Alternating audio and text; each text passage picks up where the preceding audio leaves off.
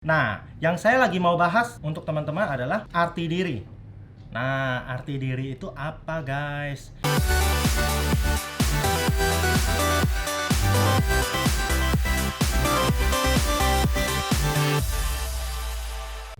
Apa arti diri teman-teman? Kalau arti dari hidup adalah perjuangan, dan hari ini penuh perjuangan, wajar karena mendefinisikan hidup sebagai perjuangan, maka penuhlah dengan perjuangan.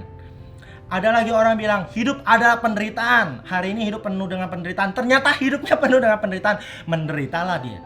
Atau ada bilang hidup hari ini bahagia, hari ini bahagia nggak? Bahagia ternyata. Nah, karena dia mendefinisikan hidupnya bahagia. Nah, pertanyaannya saya adalah kepada teman-teman, boleh ditulis, boleh direnungkan, boleh dipikirkan, hidup itu apa buat definisi teman-teman? Apakah penuh perjuangan, penuh penderitaan, atau penuh kebersyukuran, bahagiaan, atau apapun itu teman-teman definisikan. Kalau berhasil definisikan dalam konteks yang baik, maka teman-teman berhasil membuat teman-teman memiliki satu hal yang berpotensi baik, yaitu hidup penuh dengan arti. Seperti yang saya bawa kemarin. Kalau saya ditanya sama orang, Dra, arti hidup kamu itu apa? Arti hidup saya karena sering suka dan memiliki hobi mendedikasikan pengetahuan, informasi, dan menawarkan transformasi kepada orang. Maka kalau orang tanya arti hidup saya adalah memiliki arti kepada orang dalam konteks yang baik dan mengubah mereka menjadi kupu-kupu yang indah sampai akhir hayat hidup saya dikenal sebagai orang yang memiliki kontribusi kepada orang lain dalam global ataupun dalam lokal. Intinya kita memiliki sebuah misi yang sangat baik. Kalau kita memiliki itu, pasti dunia mengenal kita dengan baik. Hidup ini mudah dan indah. Bagaimana hidupmu hari ini? Indah dan mudah nggak? Kalau nggak indah dan nggak mudah, nah itu definisi diri sendiri kan. Ya kita harus ubah. Hidup saya hari ini bahagia, hidup saya mudah, hidup saya indah.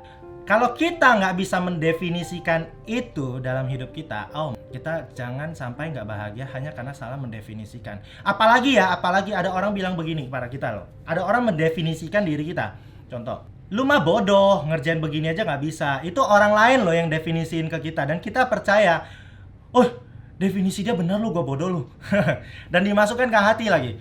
Atau orang bilang, pantes lu itu nggak bisa karena lu males sih nggak mau belajar. Dan benar, orang ini malas dan nggak mau belajar. Kenapa? Dia berhasil didefinisikan setiap hari oleh orang lain atas apa yang nggak bisa dikerjakan. Karena apa? Dia memasukkan definisi itu ke dalam diri dia sendiri.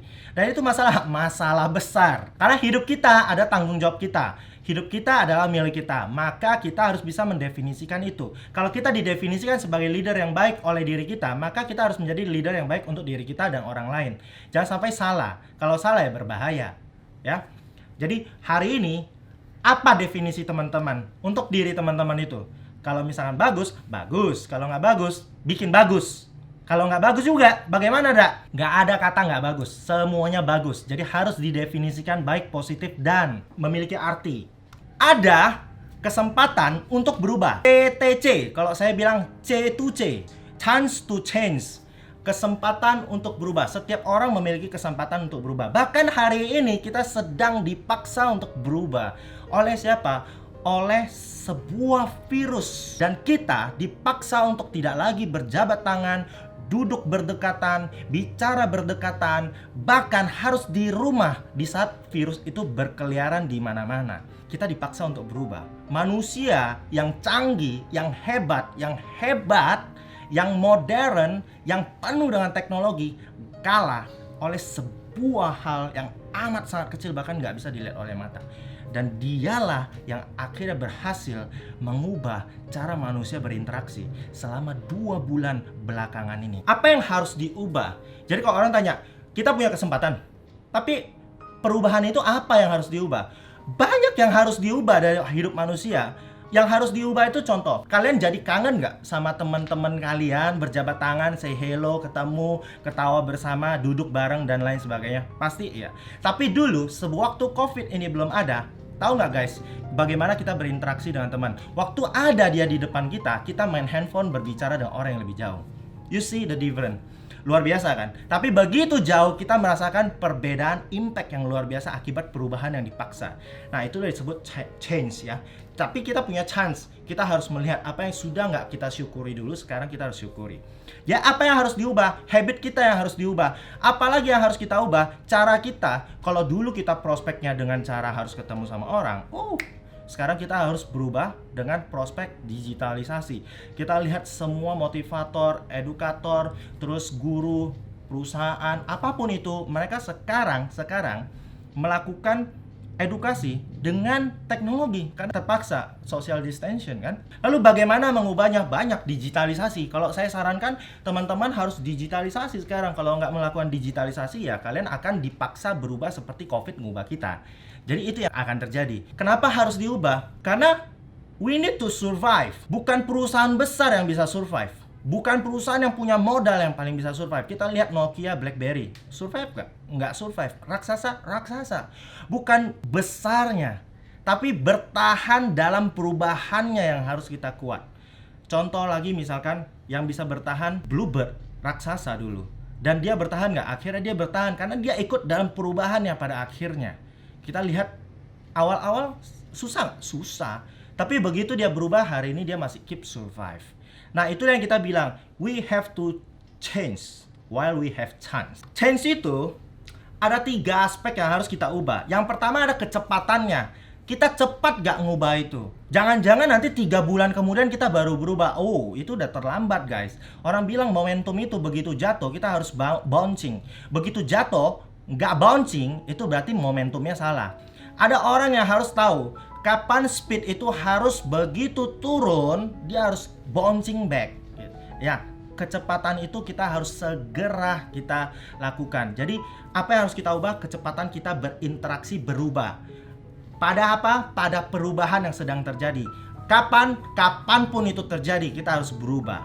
Ya. Kedua adalah idenya. Jangan ide yang konvensional terus yang kita pakai. Kalau sudah saatnya berubah, ide apapun itu jadi ide yang luar biasa. Why? Karena memang saatnya sudah changing gitu. Ide, kita harus butuh ide. Kalau ide dari saya untuk teman-teman adalah berubah. Yang ketiga, metodenya adalah banyak hal. Contoh, bisa nggak mulai hari ini belajar membuat edukasi atau kita ajak calon klien kita untuk misalkan Zoom atau live, atau kita misalkan bikin konten yang luar biasa buat mereka agar mereka, oh saya tertarik dengan edukasi kamu, oh saya gunakan itu untuk bisa menjadikan saya sebagai marketingnya kamu atau lain dan segala halnya. Tapi pelajari satu hal ini adalah bahwa metode apapun itu yang kamu pikirkan hari ini dan idenya adalah seperti itu kerjakan, maka it will works ya.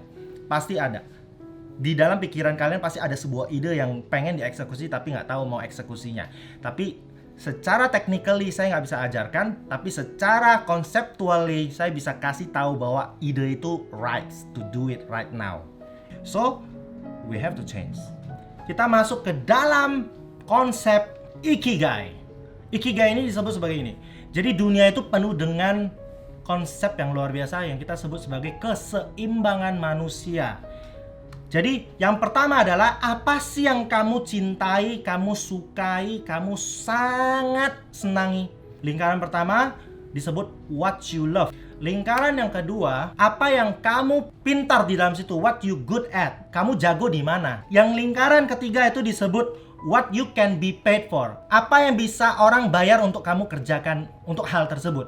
Orang bisa bayar kamu dan kamu bisa mengerjakan itu. Lingkaran yang keempat itu kita sebut sebagai dunia membutuhkan ini dan kamu bisa melakukannya nggak? Masalahnya setiap lubang ini memiliki masalah sendiri. Contoh, sewaktu kamu senang sama apa yang kamu kerjakan, apa yang kamu cintai, dan kamu jago di situ, kita sebut itu passion. Kamu mencintai yang kamu kerjakan dan kamu jago di situ, itu disebut passion. Kalau kamu jago pada hal yang kamu kerjakan dan kamu dibayar untuk itu disebut profesi atau profession. Dan kalau kamu dibayar untuk itu dan dunia membutuhkan pekerjaan tersebut, itu disebut vocation. Kalau kamu cintai apa yang kamu kerjakan dan dunia membutuhkan itu disebut mission. Jadi ada 4 definisi. Lalu ada 4 lagi lubang yang hilang. Kalau kamu sangat mencintai apa yang kamu sukai, kamu jago pada hal tersebut dan kamu dibayar, kamu memiliki feeling yang senang, satisfy, puas, tapi memiliki rasa kekosongan karena nggak memiliki yang dibutuhkan oleh dunia. Yang kedua adalah kamu pintar melakukan itu dan kamu dibayar dan dunia membutuhkannya. Comfortable but feeling emptiness, kekosongan. Banyak orang jago jadi aktor, dibayar untuk itu dan dunia membutuhkan hiburan, tapi dia nggak mencintai hidupnya sendiri. Dia mati bunuh diri. Seperti pemain film The Dark Knight itu. Lalu ada yang ketiga adalah kamu mencintai apa yang kamu lakukan, dunia membutuhkannya, dan kamu dibayar untuk melakukan itu. Tapi ada sesuatu yang kurang. Kamu memiliki excitement, complacency. Kamu memiliki kesenangan tersendiri dalam situ. Tapi nggak memiliki kepastian. Karena satu ketika kalau dunia sudah nggak membutuhkan itu, kamu nggak jago melakukannya. You don't good at. Karena di posisi 3 lubang tersebut, hanya ada yang namanya kamu mencintai, dunia membutuhkan, dan kamu dibayar untuk melakukan itu. Tapi kamu nggak jago melakukannya. Jadi one day kamu punya nilai uncertainty, ketidakpastian. Satu ketika kalau dunia mendadak berubah dan kamu nggak jago melakukan apapun selain apa yang kamu lakukan dan itu sepele, maka kamu menjadi orang yang uncertainty, tidak jelas nih. Gua bisa ngapain lagi habis ini ya? Gitu loh. Itu disebut sebagai uncertainty ya. Yang keempat, jago melakukan apa yang kamu lakukan, kamu mencintai apa yang kamu suka lakukan itu, dan dunia membutuhkannya. Tapi ada delight and fullness, merasa full pada dirinya, tapi nggak kaya. Banyak loh orang sangat jago melakukan apa yang dia sukai, dia mencintai yang dia lakukan, dan dunia memang membutuhkannya. Contoh Mother Teresa. Dia mencintai apa yang dia lakukan, dunia membutuhkan, dan dia pintar melakukan itu. Tapi dia nggak dibayar, maka dia nggak memiliki wealth. Itu yang kita sebut sebagai yang posisi yang keempat ini. Jadi kalau kita tahu semua hal ini dan seimbang, ikigai namanya. Kita memiliki arti ikigai dalam arti konteks di Jepang itu. Jadi kita harus seimbangkan bola ini. Kalau kita nggak seimbang, berbahaya buat kita. So we need to make it full like a ball, ya. Saya punya satu pesan buat teman-teman, do what is easy. Lakukanlah hal yang lagi mudah dan hidupmu akan menjadi sulit sekarang. Lebih baik melakukan hal yang susah, menjalankan hidup yang mudah nanti. Jadi pilihan ada di tangan teman-teman. Kalau saya lebih memilih untuk do what is hard today and live easy in the future. Ya, itu aja sharing dari saya, teman-teman. See you guys